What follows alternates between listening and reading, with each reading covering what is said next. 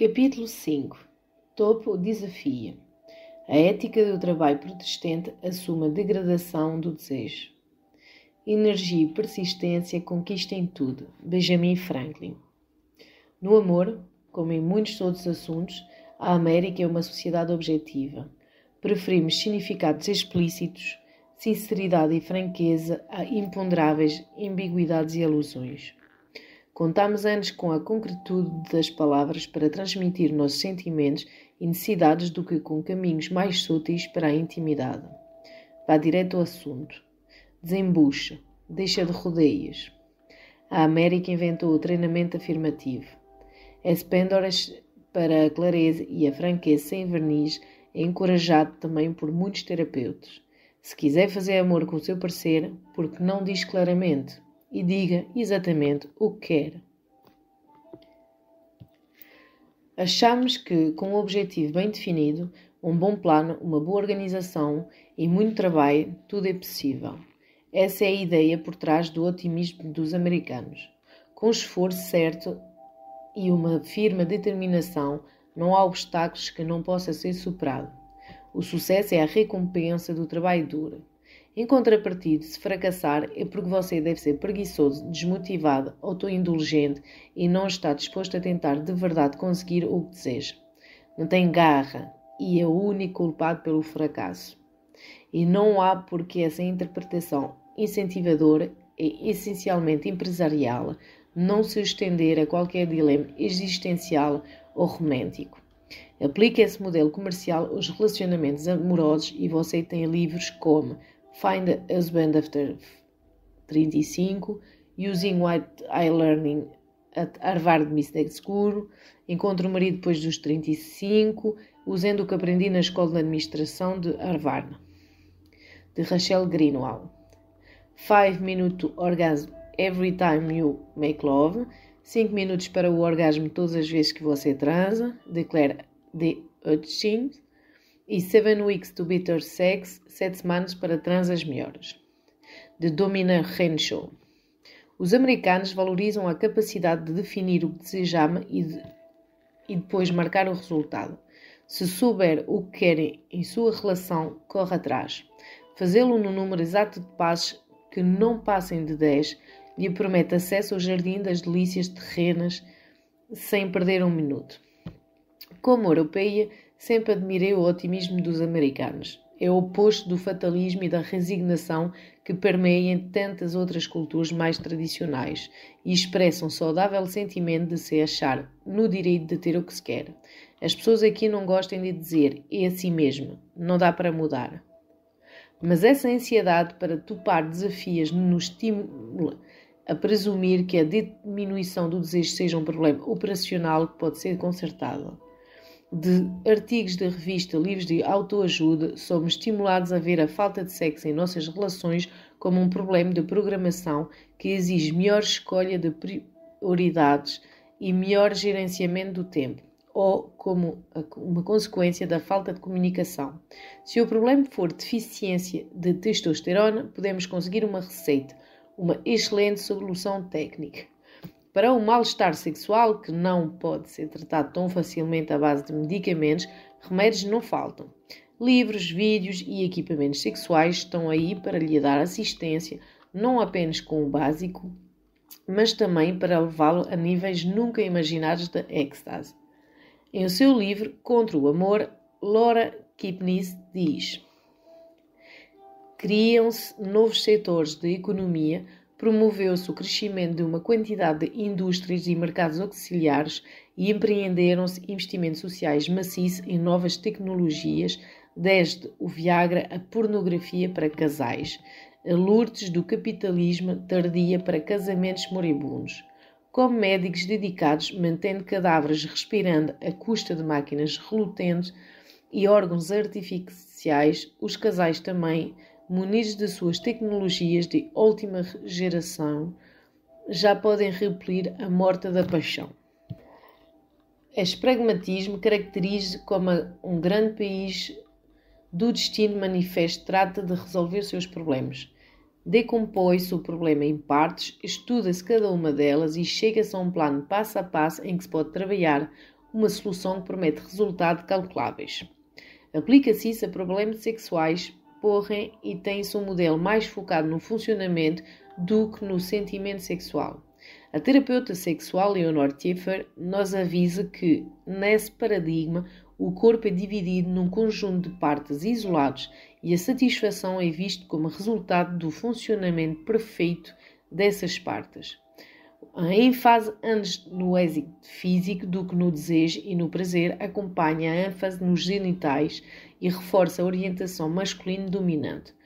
O pênis é o novo paciente, tendo substituído seu proprietário humano e a capacidade de conseguir e manter uma ereção forte ofusca qualquer outro tipo de preferência sexual.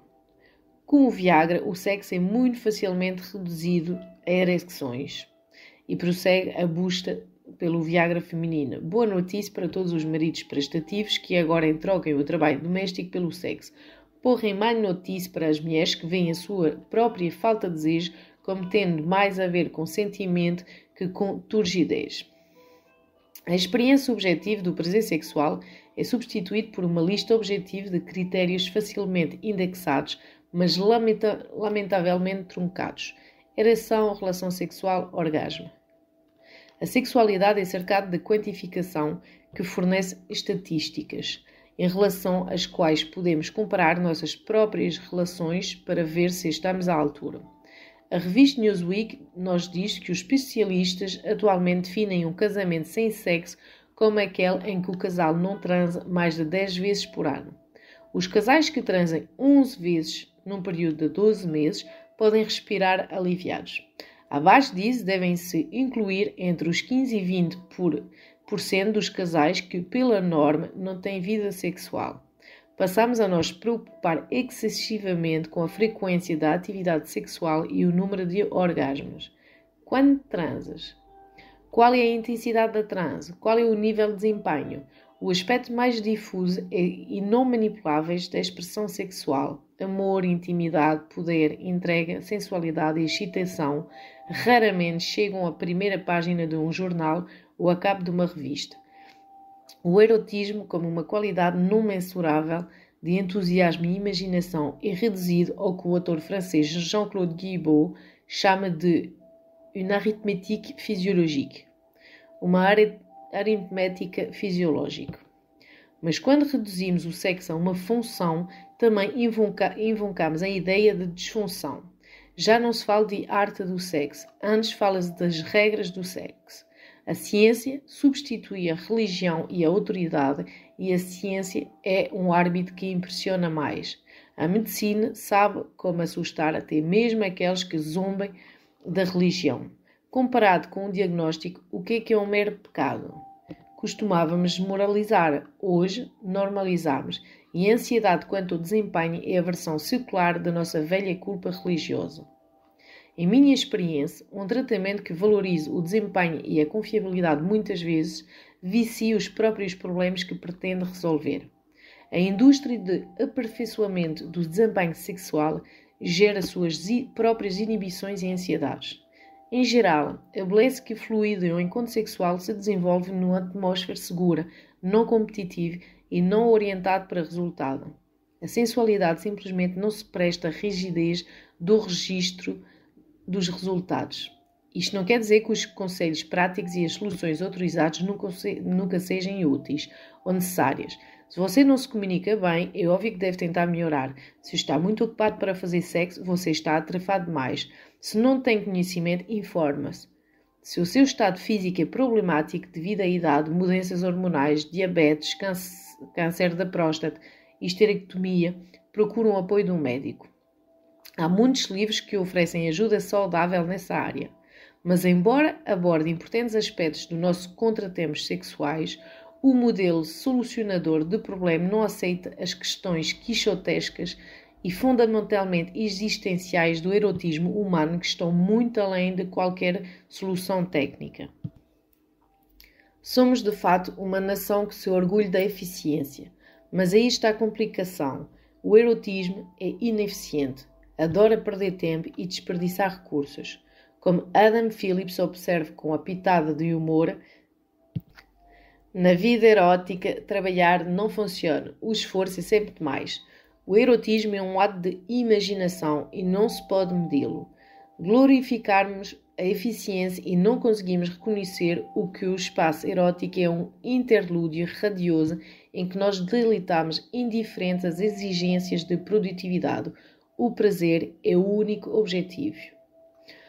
Otávio Paz diz: o momento da fusão é uma fissura no tempo, um bálsamo contra os ferimentos infligidos pelos minutos e as horas do tempo, um momento totalmente eterno como efêmero. É um salto para um mundo além. O salto acarrete uma perda de controle da qual nos ensinamos desde cedo a nos proteger. Somos socializados para domar nossos lados primários, nossos impulsos turbulentos, nossos desejos sexuais, nossa voracidade. A ordem social baseia-se nessa contenção e a falta dela ameaça criar o caos. Porque a perda de controle é vista quase exclusivamente por um prisma negativo. Nem sequer consideramos a ideia do que a entregue pode ser afetivo ou espiritualmente iluminadora. Mas a experiência da suspensão temporária do eu discernível muitas vezes é libertadora e abrangente. Já vi muitas pessoas tropeçarem quando não conseguem simplesmente pegar o problema do erotismo e solucioná-lo. Fica-se sentido perplexo e assustado com a sua falta de mando.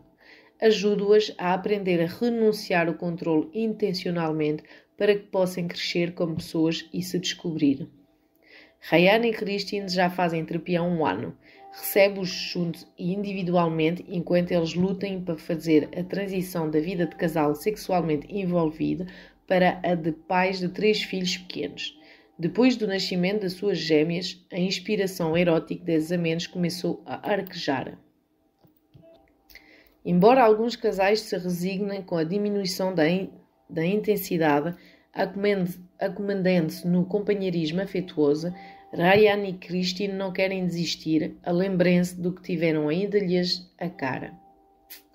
Eles fazem uma distinção clara entre fazer sexo e fazer amor, e há tempos não fazem amor. Já alugaram vídeos, até tomaram banho juntos e respeitem o compromisso do seu encontro semanal. Já tentaram muitas coisas, algumas produzindo resultados satisfatórios, outros sendo um total desperdício. Meramente fazer sexo não é o problema deles. Claro que gostariam de fazer com mais frequência, mas sua preocupação é mais com a intensidade que com a frequência. O que lhes incomoda não é a excepcionalidade do sexo, mas sim sua crescente insipidez. Eles gostam de ser proativos e estão comprando novas ferramentas. Há várias sugestões que poderia dar a esse casal. Dentro desta abordagem prática do problema da a abordagem racionalista em questões do coração. Acho que o desafio de um erotismo sustentado numa relação formal ao longo do tempo tem outra natureza. Nem sempre sabemos de antemão quais são nossos objetivos. Nossos desejos não são isentos de conflito, nem nossas paixões isentas de contradições. A vontade e a razão não podem ditar nossos sonhos de amor. A razão não conhece as raízes dos nossos sonhos, nem conhece as necessidades misteriosas do coração. Nem sempre podemos usar as leis de lucro e perda em nossa vida sentimental e erótica. Aplicar a ética do trabalho é complicado. Nem mesmo a abordagem mais lógica consegue neutralizar a ambivalência do amor. Digo a Ryan e Christine: não tenho nada novo a oferecer num departamento do como fazer. Vocês tiveram em conta, ainda queimando incenso, entraram no Astroglide e isso os colocou numa dieta constante de sexo que é satisfatório, mas não satisfaz realmente. Saquei? Sacou sim. Mas o que está dizendo que acabou é só isso? Perguntou Cristina. Isso não tem lógica. A paixão é imprevisível. Não segue as regras de causa e efeito. O que dá certo na segunda-feira não é resultado do tipo de trabalho que vocês andam fazendo até agora. Vamos falar de liberdade. Brincadeira. Tentem alguma coisa comigo, sugiro. Pode parecer um caminho inusitado, mas já que estão num beco sem saída, não custa nada tentar.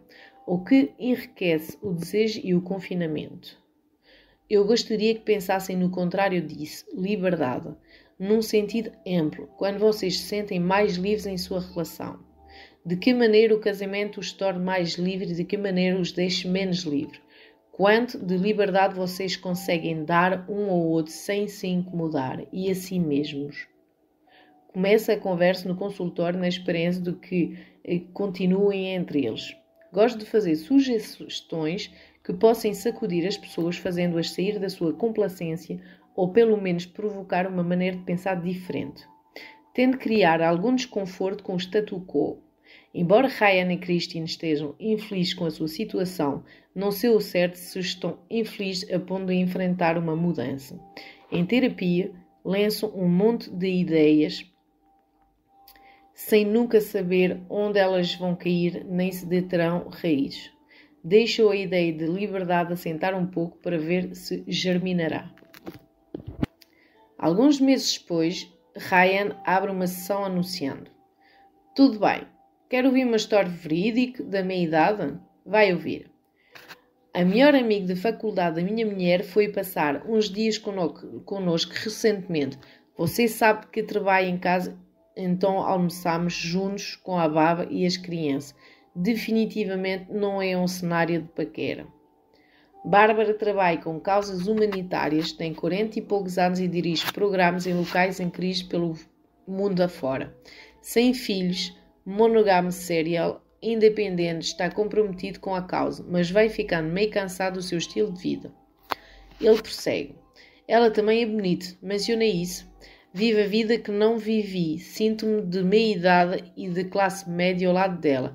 Não há nada de errado nisso, diria você, mas a adrenalina dela é contagiosa. Ela realmente mexe comigo e me excita. É incrível como fiquei vidrado nela. Você sabe como ando falando dessa sensação de apatia, desse meu abatimento, desse meu aumento de peso? Parece que quando me acomodei, parei de funcionar. Bem, a energia dela me acordou. Quero beijá-la. Estou com medo de beijar e de não beijar. Me sinto um idiota, culpado, mas não consigo parar de pensar nela. Sabe o que prometi no altar era para valer. Sou apaixonado por a minha mulher. Isso não tem nada a ver com ela. Tem a ver com algo que perdi e temo nunca ter de volta. Quando se casou com Christine, Ryan parou de paquerar. Largou a carreira de ator que luta para viver com o que ganha, transformou o bico de assistente de advogada em trabalho em tempo integral e inscreveu-se no curso de Direito. Agora trabalha numa organização ambiental como advogada interna. Quando o ouço parecer perplexo com a paixonete dele, vejo um despertar dos seus sentidos adormecido. Não desencoraja os desejos imaturos de Ryan, nem lhe passe sermão. Tampouco tente fazê-lo ser racional ou explorar a dinâmica emocional por baixo desta paixonete presumivelmente adolescente. Simplesmente valoriza a experiência dele. Ele está olhando para algo belo. Fantasiar sobre Bárbara é uma forma de viver a vida que ele não escolheu. Admiro-me junto com ele, com a fascinação do encanto, mas dou nome aos bois. É uma fantasia. A pergunta que lhe faço é como ele pode saborear essa experiência sem deixar a alegria momentânea colocar em risco seu casamento. Quão belo e quão patético, digo. É maravilhoso saber que você ainda pode se animar assim. E você sabe que nunca pode comparar esse arrebatamento com a vida no lar, porque o lar é outra coisa. O lar é seguro. Aí você está tremendo, está num terreno instável. Você gosta desta sensação, mas também teme que ela possa levá-lo longe demais. Acho que provavelmente não deixa a sua mulher evocar tais tremores em você. Há uma antropóloga evolucionista chamada Helen Fisher que explica que a lascívia é metabolicamente cara. É difícil de manter após o clímax evolutivo, os filhos. Vocês ficam tão focados nas exigências incessantes do dia a dia que provoquem um curto-circuito em qualquer carga elétrica em vocês. Na sessão seguinte, Ryan sabe exatamente onde quer começar. No início daquela semana, Christine e Bárbara haviam planejado sair para jantar. Sentindo-se culpado, como sempre se sente por sair sem ele, Christine convidou-o a ir também. Então passou a noite inteira fingindo que ele não existia. Pela primeira vez, ele não se incomodou por ficar em segundo plano, vendo as mulheres trocarem recordações. Depois da faculdade, ambas passaram um ano no Togo com o Peace Corps. Christine voltou, Bárbara não. Como sempre, quando conversavam, cada uma disse o quanto invejava e admirava a vida da outra. Tínhamos acabado de beber uma garrafa de um maravilhoso Shiraz australiano, disse Ryan, e estávamos bem alegres quando Christine me deixou absolutamente chocado ao dizer a Bárbara: olha, para você e me pergunto se vale a pena. Francamente, acho que não sou feito para isso. As crianças, a casa, o trabalho. Às vezes me pergunto se fiz isso só para provar que podia. Depois diz: acho tudo muito opressivo.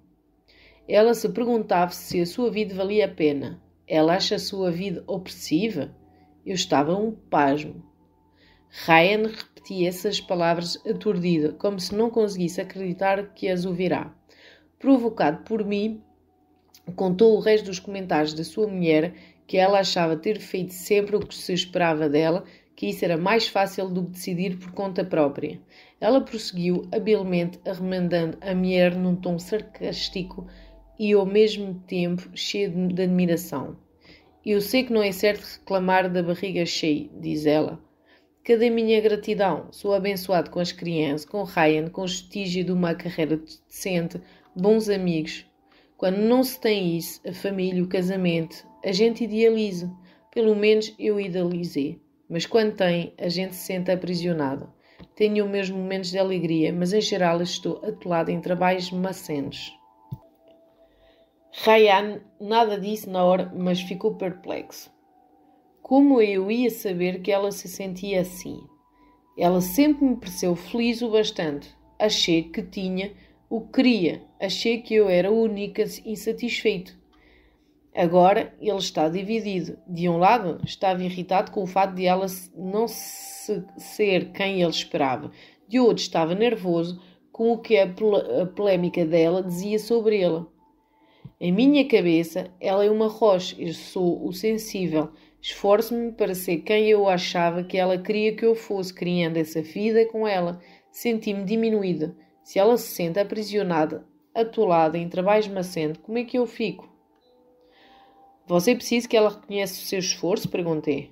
Acho que sim, de alguma forma as dúvidas dela desvalorizaram o meu esforço, mas aí aconteceu uma coisa estranha. Ele fez uma pausa e disse: comecei a gostar disso. Explica mais. E como se eu tivesse mudado radicalmente. Não conseguia interrompê-la e o que provavelmente eu teria feito se estivéssemos sozinha.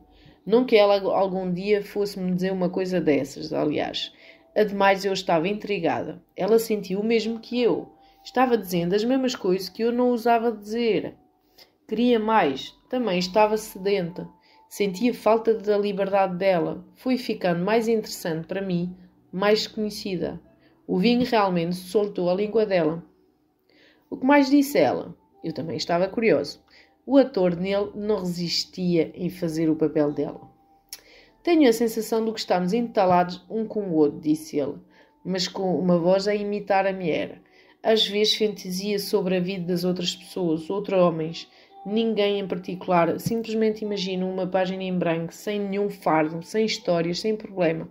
Alguém com quem eu poderia ser diferente. Eu me ressinto muito de estar entalado naquela casa, naquela família, no meu corpo. Tudo o que quer dizer é: me deixe em paz, não me incomoda.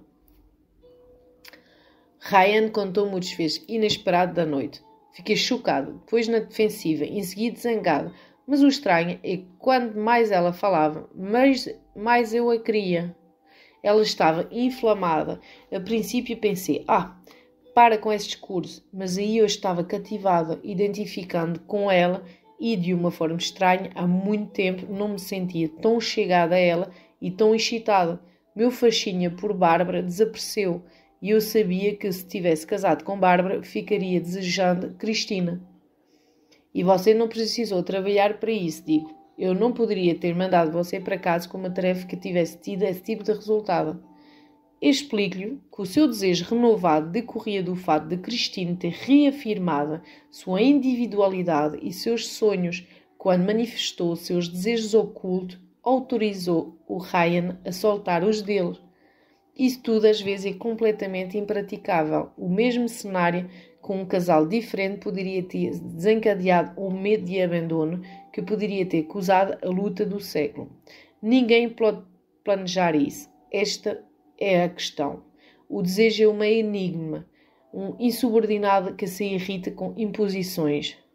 Naquela noite, Ryan estava receptivo a Christina. Na honestidade dela, ele a descobriu de novo. Mais importante ainda, ele a escolhia de novo e é o ato de escolher a liberdade implícito na escolha que mantém viva a relação. O flampado de que Ryan e Christine saborearam naquela noite nada tinha de eficiente ou de aconselhável. Não era uma tarefa que eu pudesse incorporar em sua rotina semanal.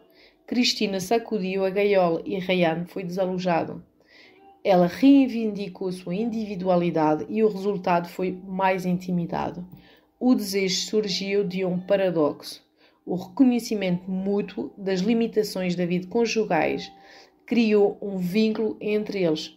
O reconhecimento da alteridade inspirou intimidade. Não há como institucionalizar ou criar uma política conjugal para este casal que de alguma forma garante que eles continuarão tendo ou tornarão a ter algum dia esta experiência. Como terapeuta, reconheço que montar um programa de reforço para ajudá-los a manter este encanto recém-descoberto está além da minha competência.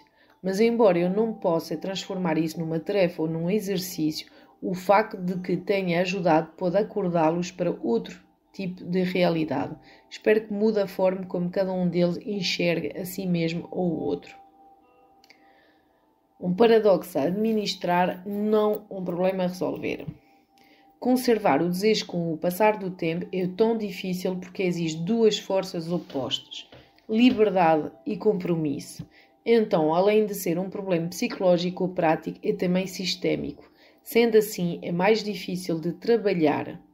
Pertence à categoria dos dilemas existenciais que são tão insolúveis como inevitáveis. Ironicamente, até o mundo dos negócios, que só gira em torno do pragmatismo e eficiência, reconhece que alguns problemas não têm soluções claras. Encontramos as mesmas polaridades em cada sistema: estabilidade e mudança, paixão e razão, interesse pessoal e bem-estar coletivo, ação e reflexão, só para citar alguns. Essas tensões existem em indivíduos, em casais e em grandes organizações. Elas expressam dinâmicas que fazem parte da própria natureza da realidade. Barry Johnson, um especialista em liderança que é autor de Polarity Management, Identifying and Managing Insolvable Problems, Administração de Polaridade, Identificar e Administrar Problemas Insolúveis, descreve polaridades como um conjunto de opostos interdependentes que pertencem ao mesmo todo. Não se pode escolher um em detrimento do outro. O sistema precisa de ambos para sobreviver. Ben, por exemplo, tem uma namorada nova a cada 6 meses e sempre está convencido de que encontrou a pessoa certa. Mas quando a intensidade erótica diminui, ainda que ligeiramente, ele entra em pânico e abandona o barco, pensando daqui para frente é ladeira abaixo. Acho que afinal de contas não era amor. Ele diz muito que deseja uma relação estável, que quer compromisso, está pronto para se juntar com alguém, mas sua tolerância ao tédio sexual é zero. Na experiência de Ben, compromisso e entusiasmo são incompatíveis. Mas em sua fantasia existe uma mulher onipotente que pode unir o útil ao agradável. A força dos seus encantos assegurarão que o sexo continua sendo vibrante, o sinal mais claro de amor duradouro. Ela será uma mulher tão extraordinária, tão incrível, que a sua perfeição o induzirá a querer sossegar, como se tudo isso não tivesse nada a ver com ele. Invariavelmente, sua indisponibilidade é a sua característica singular mais atraente. Ele diz a mesma coisa há anos. Simplesmente ainda não encontrei a pessoa certa. Já conheci mulheres aos montes. Só não conhecia certa, aquela com quem eu poderia ficar. Pergunto aos meus amigos quem eles arranjariam para mim e eles também não conseguem pensar em ninguém. Entende? Ben vive buscando a mulher ideal. Claro, já procura há muito tempo. Até a criatura mais idealizada acaba sendo meramente humana e, portanto, imperfeita. No início de cada encontro, ele fica elevado e livre do seu turbilhão interno.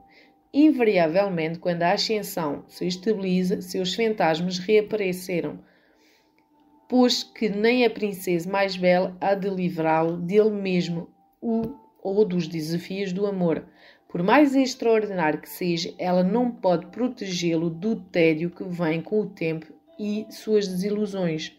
Após cada relação fracassada, ele cai no que Otávio Paz chama de um pentanha de concupiscência e mais comumente chamamos de excessos sexuais. Esses múltiplos encontros lhe oferecem prazeres olímpicos à noite, mas só diálogos rasteiros de manhã. Então, cada encontro logo começa a dar a sensação de vazio e ele se vê de novo ansiando pela fantasia de união com uma parceira estável. Cedendo após meses de sexo sem compromisso, ele aborda a nova conquista com nada menos que pânico. Toda vez que se apaixona, Ben vai de 0 a 100 num mergulho. Não consegue regular o passo, não se sacia. Incorpora a moça e não apenas sexualmente. É o movimento oposto do pêndulo, totalmente simétrico e com a mesma intensidade. As pessoas com Ben são facilmente depreciadas por suas reações extremas, mas são também um assunto irresistível. Ben é aquele cuja vida as pessoas gostam de falar com um misto de pena, principalmente as mulheres, e inveja, principalmente os homens. Ele é a personificação do conflito que tantos de nós vivemos em silêncio ou de uma forma mais reprimida. Conhecendo a natureza romântica de Ben, reluta em receitar intervenções sexuais concretas para recarregar sua libido. Ben é imune a conselhos. As soluções pragmáticas não funcionam para ele, porque seu dilema é algo que precisa mais ser reconhecido que consertado. Com isso em mente, tome emprestado um exercício de Barry Johnson. Digo ao Ben: quer que inspire e prenda o ar o máximo que conseguir.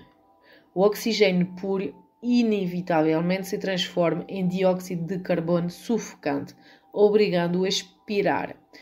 A princípio, o alívio é maravilhoso, mas pouco depois ele necessita de oxigênio de novo. Eu explico. Você não tem escolha entre inspirar e expirar. Tem que fazer as duas coisas.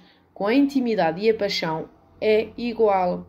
Explica ao Ben que a tensão entre segurança e aventura é um paradoxo a administrar, não um problema a resolver. É um quebra-cabeça. Dá para ter consciência de cada polaridade? Você precisa de cada uma em momentos diferentes, mas não pode ter ambas ao mesmo tempo. Consegue aceitar isso? Não é uma situação de ou isso ou aquilo, mas uma em que você recebe as vantagens de cada uma e também reconhece os limites de cada uma. É um fluxo e refluxo. O amor e o desejo são duas forças rítmicas mais conflitantes que estão sempre fluindo e sempre procurando um ponto de equilíbrio. Ben já namora Adair há 8 meses, um recorde para eles. E algo diferente está acontecendo. Acho que estou apaixonado por essa mulher, diz ele. Tudo bem, sempre acho que estou apaixonado, mas desta vez é diferente. Está certo, todo mundo é diferente, mas essa moça é diferente mesmo. Ela me segura. Posso dar um ataque por causa de alguma coisa e ela não reage. Não que eu não ligue ou não se sensibilize, mas não entra em pânico junto comigo. Ela é calma e você sabe, sou tudo menos calmo. Acho que pode dar certo. Gosto de estar com ela e o sexo continua muito bom. Estou esperando mais, digo eu, mas sinto que está mudando. Estou ficando nervoso, insatisfeito. Realmente não quero estragar isso. Tenho 43 anos. Quero ter um filho, mas tenho medo de não conseguir segurar a barra. Não conheço a Adair, mas algo na maneira como ela lida com Ben me deixa otimista. Sem saber, ele põe em evidência seu medo de intimidade. Antes, suas namoradas ficavam muito felizes de se fundir com ele, mas a Adair consegue ser ela mesma, parece ter muita personalidade, mesmo depois de 8 meses e discretíssima em relação à sua vida íntima. Dá a impressão de ser uma pessoa tranquila e imparcial, com uma inteligência equilibrada e sutil. É enfermeira de uma unidade de oncologia pediátrica e convive com a presença iminente da morte. Ben a diverte, traz leveza para o seu mundo, sua sede de viver a anima. Seu ardor erótico é o oposto da morbidez, ela gosta do contraste. Ben certamente traz toda uma história emocional para o seu problema e tem que lidar com muitas coisas. Mas a dificuldade de conciliar segurança e excitação não se deve apenas a seus problemas pessoais. É o desafio do ideal de amor moderno. Com isso em mente, examinamos o que sexualidade significa para Ben.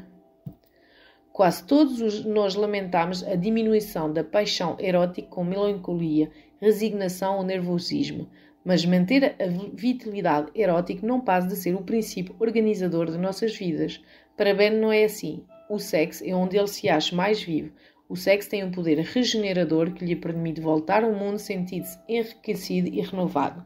No sexo, ele sente a união e a atenção que não sente em outro lugar, e ao mesmo tempo vulnerável, dominador, exposto e confiante.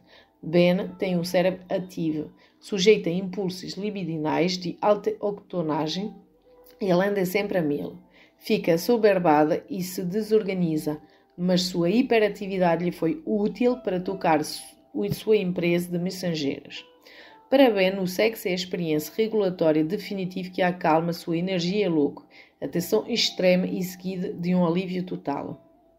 Em nenhum outro momento ele se sente tão calmo como quando atinge o ápice hedonístico. Este é um instante de perfeita harmonia entre ele e o mundo. E embora Adair goste de sexo, Ben considera-o imprescindível. O sexo é o apoio da sua vida. Desliga-o e ele acha que está morrendo. Não admiro que se apavora com a ideia de sexo indo ladeira abaixo. Ben é um homem eminentemente moderno, é um homem de ação e é por isso que a sua resposta típica à insatisfação sexual é terminar a relação, começar a sair de novo, transar com outras pessoas e iniciar uma nova relação que espera ele seja vacinado contra a morte do erotismo. Ressalto para Ben que, ao contrário do que se pensa, agir nem sempre é o melhor caminho. A primeira coisa não é agir imediatamente no pânico e excluir Adair como uma forma de se livrar da sua ansiedade, digo-lhe. Menos sexo não necessariamente significa menos amor. Oferece um receptáculo seguro para a sua ansiedade atiçada e encoraja-o a pensar através das contradições do desejo em vez de expressá-las através do seu comportamento. Isso faz bem deixar de lado a mentalidade antiga. Peço-lhe para reconhecer seu dilema e observá-lo com compaixão e lucidez. Trabalhar um conflito não é mesmo o mesmo que eliminá-lo. No reconhecimento e na administração da dualidade está a sobrevivência do desejo. Para Ben, atuar sexualmente é uma solução passageira. Alivia temporariamente sua ansiedade, permitindo-lhe esquivar das perguntas mais difíceis. Do que ele precisaria para sentir-se excitado e seguro na mesma relação? Porque a alegria e a brincadeira estão isolados no amor e do compromisso em sua mente? Como podemos preservar um sentimento de liberdade numa relação íntima? Reinterpreta a ansiedade de Ben, sugerindo que ela possa lhe servir de sistema de alerta contra a complacência. Antes você reagia à sua ansiedade descarregando-a. Quer que pense nela primeiro como uma ferramenta.